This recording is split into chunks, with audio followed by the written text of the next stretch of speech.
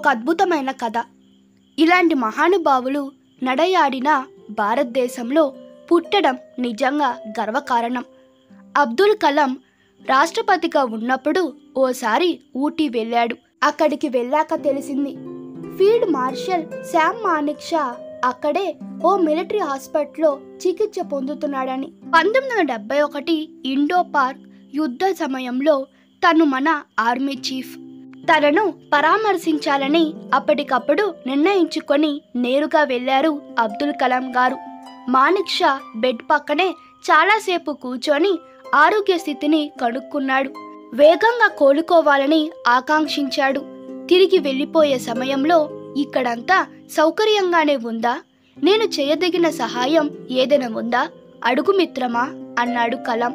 ఓ అసంతృప్తి ఉంది సార్ అన్నాడు మానిక్ షా. ఏమిటది? కలాం మొహంలో ఆశ్చర్యం.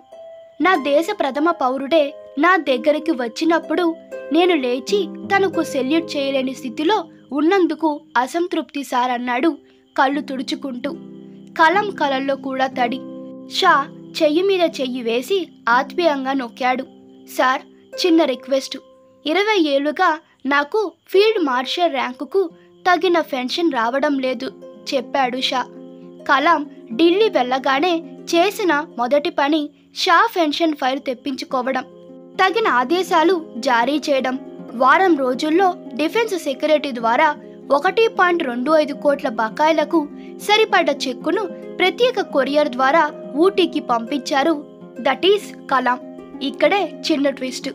ఆ డబ్బు మొత్తాన్ని మానిక్ షా ఆర్మీ రిఫిల్ ఫండ్కు డొనేట్ చేశారు. That is Shah. వావ్! ఎవరికి సెల్యూట్ చేయాలి? ఒకరు తక్కువ కాదు, ఒకరు ఎక్కువ కాదు. జాతి సెల్యూట్ చేయదగిన క్యారెక్టర్లు. రేపటి మన దేశ పౌరులు ఇలాంటి వారి నుండి నేర్చుకోవాలి.